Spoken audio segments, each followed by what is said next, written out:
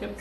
Hey everybody, I'm Dave. And I'm Steven. We are here as promised, quite some time ago actually. Yes. We had promised to give you an episode where we talked about glassware and the tools that we use to be the exceptional mixologist that Steven is. Steven, do you have an idea on how we're going to do this? It's very informal. Let's start with glassware. I've made some notes to make sure I don't miss anything. And I'm going to start with a martini glass. So a martini glass is typically somewhere between 3 and 6 ounces. For a good grip in your hand, about 6 ounces is ideal. And generally they're going to have a long stem here.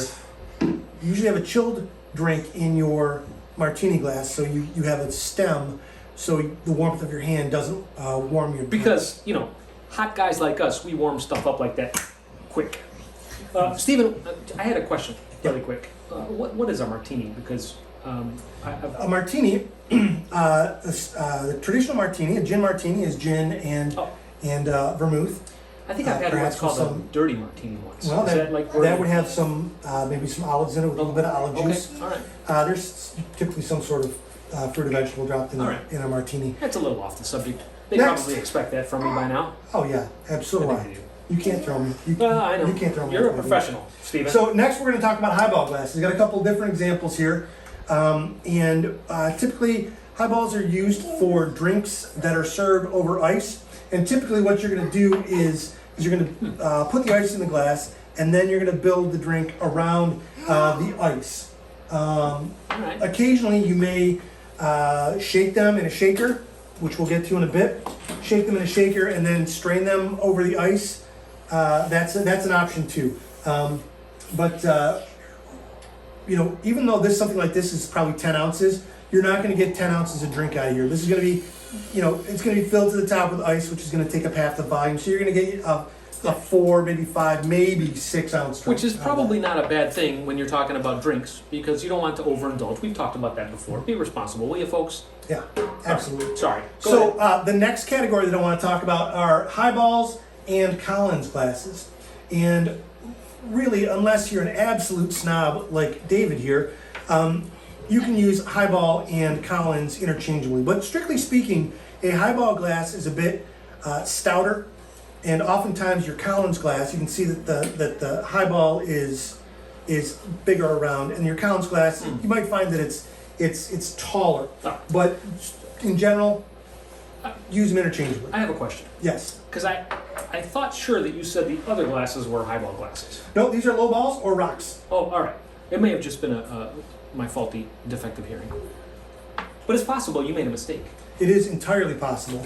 We'll have to go back and check the tape. Which is unlikely. Folks, make a note of that, because Steven doesn't make very many mistakes. What's next? Next, I want to talk about a tulip-shaped glass.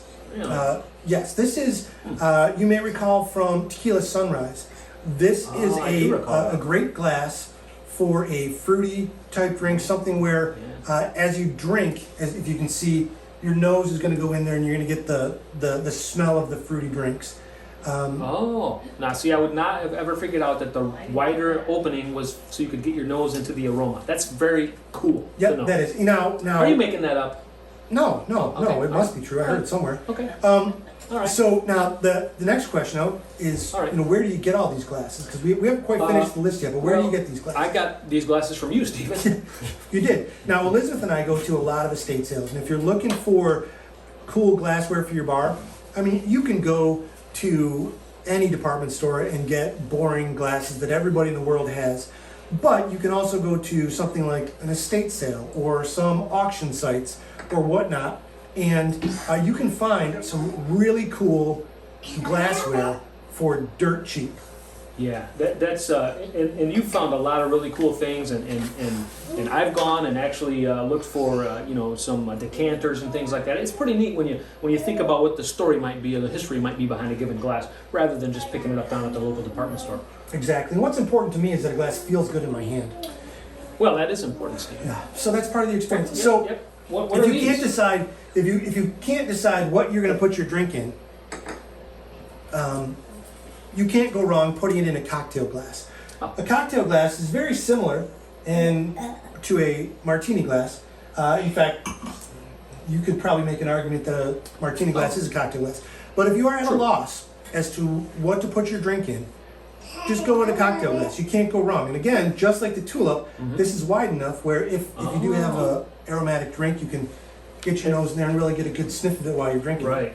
And these are widely available. You can find them at estate sales.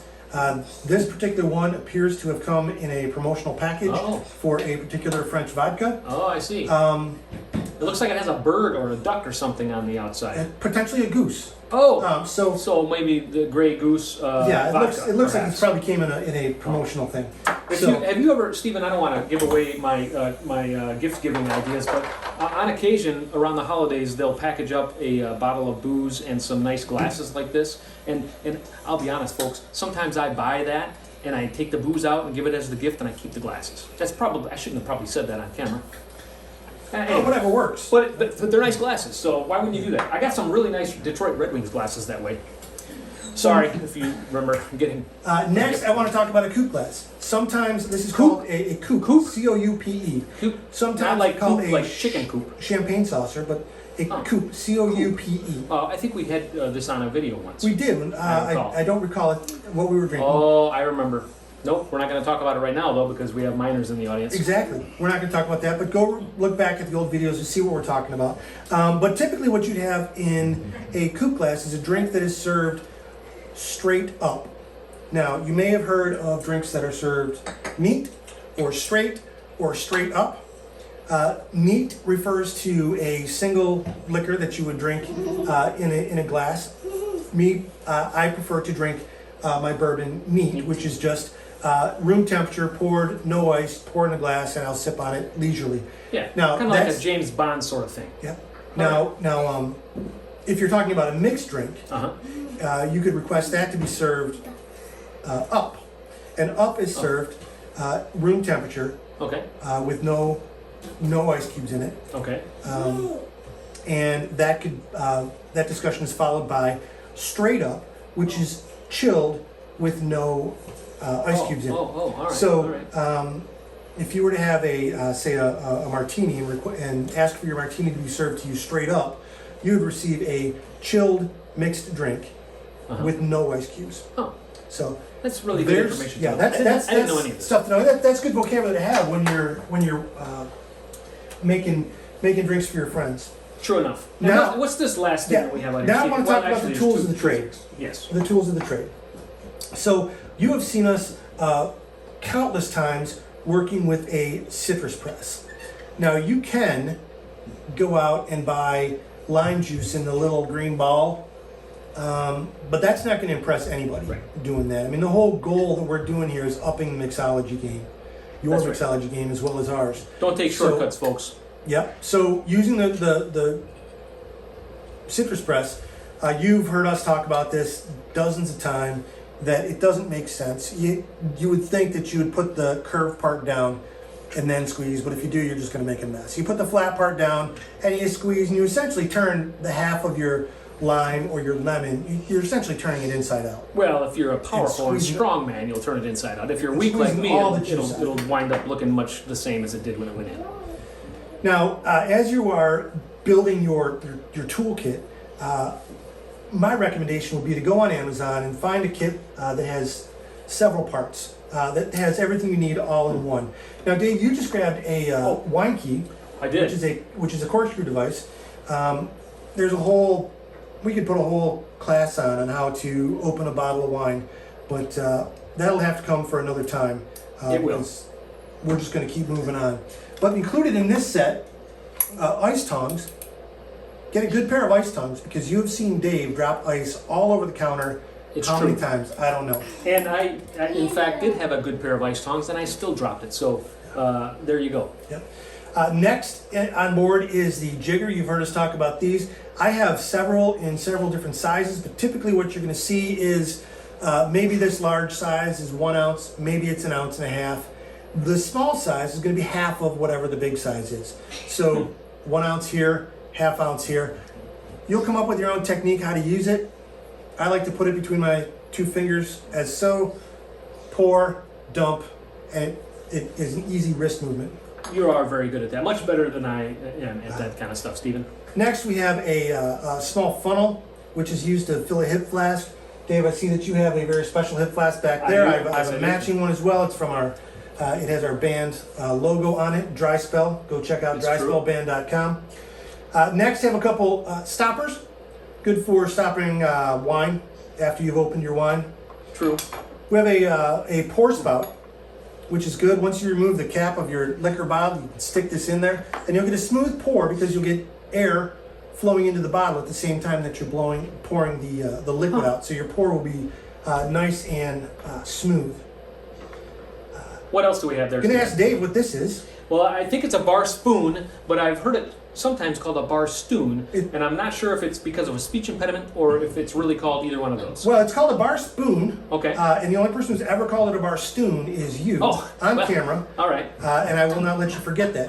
It's an elegant tool for mixing, for layering drinks. You can pour it over the back of the spoon. You can layer drinks. Now, one cool thing is, you see how this is sort of twisted here? I do see how it's twisted. You have a tool that I gave you a while back that you can use to take a small strip, a very narrow strip of citrus peel, like a lemon peel. Yes. And you can take that and you can wrap it around the bar stoon? the spiral on the handle of the bar stoon. Yes. And even though in the movie Elf they said that 6-inch curls aren't possible, yes, you can get a nice curly decoration of citrus peel from that. Well, that'll take some skill and some experimentation for sure. Yeah. Coming up here, we have a muddler, and I have a tip for a drink for anybody who's interested in it. Here is a recipe that I love. All right. It has no name. It is similar to a gimlet, but what you're going to do is you're going to take some gin, and you're going to take some fresh lime juice and simple syrup. All right. And what you're going to do is you can take some blueberries, and you're going to muddle blueberries in your glass.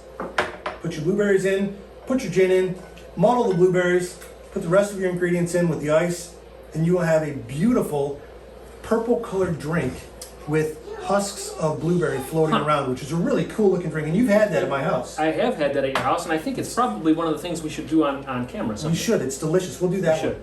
Yep. And we muddle a little bit occasionally ourselves around town usually. So that brings us to a shaker. So you have seen a shaker, us use a shaker many times.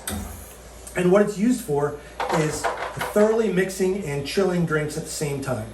So what you're going to do is you're going to put in a generous amount of ice in here, put your ingredients in that you're going to use, right? Put your 2 pieces on top. So you've got a top, this piece has a strainer, you can see through it, and then you have a cap that keeps everything inside. Once you have your ice and your ingredients inside, hold the lid on, shake it aggressively. You can't shake it too hard. Shake it aggressively. And how long should we shake it? Well, Stephen, I've learned from you that we shake it until there's condensation on the outside, or your little tender mitts get start to hurt. It is well established that I have a very delicate constitution. So yes, it's true. It is when my fingers start to hurt. Well, yeah, and I'll point out one thing as you're pulling out the last item there, Stephen, that you don't want to put this on too tightly. Too tightly, I think, is the appropriate phrase there, because it'll come off quite hard. And I actually had to take one of these out to my barn and put it in a vise to get it back apart again. So just be gentle. Put it together, shake it up. It's not going to spill all over you. Just don't squeeze it together too hard. Now, last but not least is a strainer. And let's say you're making a martini. And there's James Bond says that he likes his martinis shaken, not stirred. It's true. He ends up with a much weaker drink that way. But what you're going to do when you're making your martini... Well, in his defense, he is kind of trying to save the world, usually. Indeed. All right. So I prefer not to have my martinis shaken. Okay. But, so say you're going to stir. So you're going to put your ice in a rocks glass.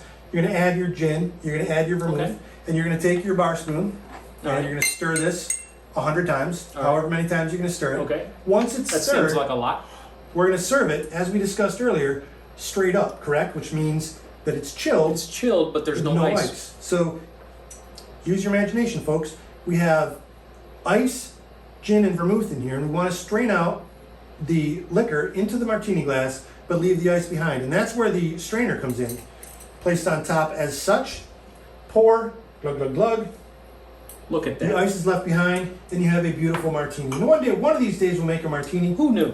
I always thought you used that well, to clean the glasses. Turns out I knew.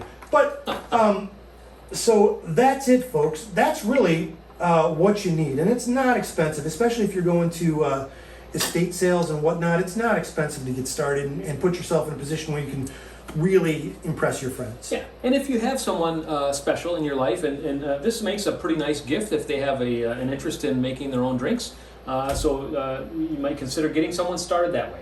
Yeah. Steve, I sure am glad you finally went through all this with us. It was a little longer than our normal videos, but hopefully it was worthwhile. It was worth the wait. I think it was. Yeah. Is there anything else that you want to add? No, I think not. I mean, I noticed that you have a very nice, I think this is beautiful, shaker glass. Happens to have recipes on the side. It tells you how much to put each ingredient for a cosmopolitan, martini, Manhattan, mojito, look at that. Margarita, Long Island iced tea. Oh, I haven't had one I of those in a long appreciate time. you bringing that up, Stephen, because the reason that I own that at this point in time is because I put this on too tight once, and we were going to film a couple episodes, and I didn't have a shaker. So I had to go buy another one. But it is a nice, pretty shaker, and it does come in handy sometimes. Yeah. So, yeah. Stephen, thanks for pointing all this out. Again, I want to thank everyone for tuning in, subscribing, following along, commenting. Yeah, if you have any questions, put them in the comments, and Dave reads the comments, he'll respond. I do. Stephen doesn't, but we're glad you came along with us on the ride, ladies and gentlemen. We'll see you next time from our Mixology studio, as it were. Yes. Thanks. Thanks, folks. Have a good night.